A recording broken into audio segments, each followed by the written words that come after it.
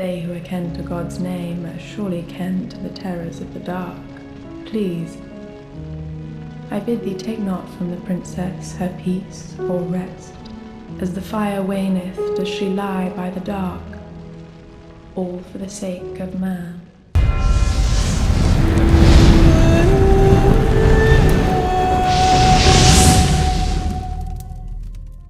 Hey there, and I hope you're well. I'm Jake the Ashen Hollow, and in this video I'll be doing a social experiment of sorts. Well, a social experiment on just myself. I mean, I'm not experimenting on myself, I just want to find out if I can actually back the stance of Gwyn did nothing wrong.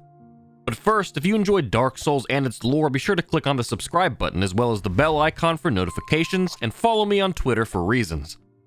The mighty Gwyn, the Lord of Sunlight, seen by many as the harbinger of sin, as the manipulative king who would go to any lengths to extend his legacy. But was it all so black and white, or was what Gwyn did necessary, not just for his kind, but for the humans as well? Before the advent of fire, there was no life. The ones who would go on to find the Lord's souls and populate the world were simply hollowed humanoid beings, not unlike what we know of hollows now. So the Undead Curse is a manifestation of dark. The narrator at the beginning of Dark Souls 1 says, "But soon the flames will fade and only dark will remain. Even now there are only embers, and man sees not light but only endless nights. And amongst the living are seen carriers of the accursed dark sign." The fading of the light is darkness manifest, and it triggers the Undead Curse. So at the peak of the Age of Fire, the Curse of Undeath doesn't occur because light dominates the land. Sure, the advent of fire and the disparity it created could have been the reason that the curse would ever go on to exist in the first place, but that certainly isn't Gwyn's fault. Linking the fire, however, was, but what did it do? It restored the light and kept dark from manifesting, at least for a while anyway. So it didn't cure the Undead Curse, but it certainly staved it off until the flames began fading again and dark came creeping back. So in Gwyn, we have a man, or god, who shouldered the weight of the world's problems and was poised to solve them all himself. People often think of Gwyn as manipulative or untrustworthy, but it was Gwyn who constantly spread the wealth of his Lord's soul to those who pledged to help preserve life. From the dark they came and found the souls of lords within the flame. The dark's return was only a symbol of lifeless hollowing. Of course, the world would prefer to not reinvite that meaningless existence. Yet, Gwyn does not squander his wealth and power and a selfish fear to face the dark himself. He divides it amongst his friends and allies so that they together can keep the world safe from dark. So, the fire begins to fade, and soon only dark will remain. And the humans are the first to feel its effects, as the dark sign begins marking them with the curse of undeath. Gwyn watches as his people suffer in fear and watches humanity start its slow descent into agonizing madness. And he knows it falls upon him to end the plight of his kingdom. But he isn't completely swinging blind here. He knows the answer is within the flame. He'd already even used it against the Abyss. The Ring Knight armor reads, "Malformed black armor of the Ringed Knights. The armor of early men was forged in the Abyss and betrays a smidgen of life. For this reason, the gods cast a seal of fire upon such armor and those who possessed them. The light drowns out the dark, prevents its spread, and halts its power. The answer, as Gwyn would come to learn, was reigniting the first flame. Only then would the light be powerful enough to drive back the dark.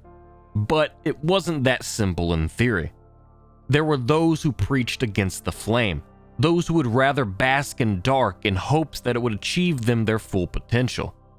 Even the primordial serpent Koth searched endlessly for the one Dark Lord to usher in this age of dark. From those do we hear the tales of Gwyn's deception and lies, but are they not their own lies to their own ends? Even Gwyn knew the horrors that the dark inflicted upon humanity itself, a literal curse, but yet some yearned for this dark even still. In fact, the whole light and dark conundrum could be viewed as quite synonymous to what's going on in the real world today. Those who revile Gwyn's Age of Fire believe that by preventing the dark from consuming the world, that we're fighting against nature, against the natural order of things. But I'd wager we can compare linking the fire to prevent this dark to our modern day science. Even right now in the world, as it's bogged down in the complications with the COVID-19 virus, we have those who don't even believe it exists, science deniers and conspiracy theorists.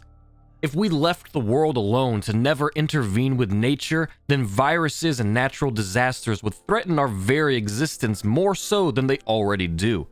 Yet, we fight against it with modern technology and science, even against the naysayers with their anti-vaccine, climate-denying, flat-earther theories.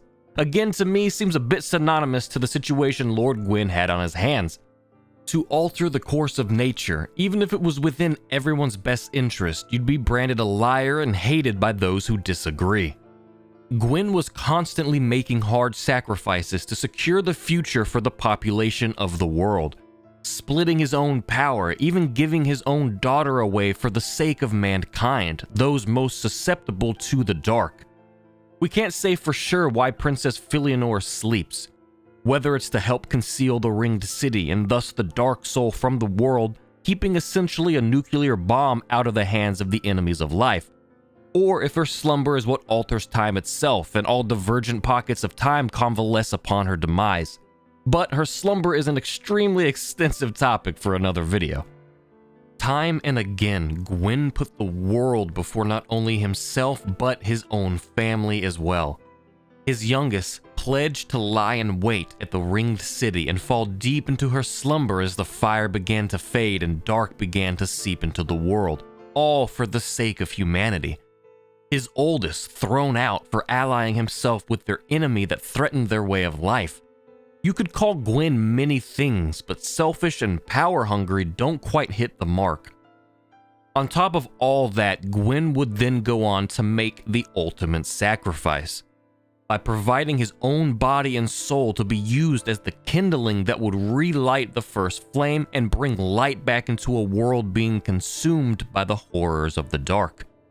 To spare humanity from the Undead Curse for that much longer, to let life prosper once again away from the precipice of impending darkness.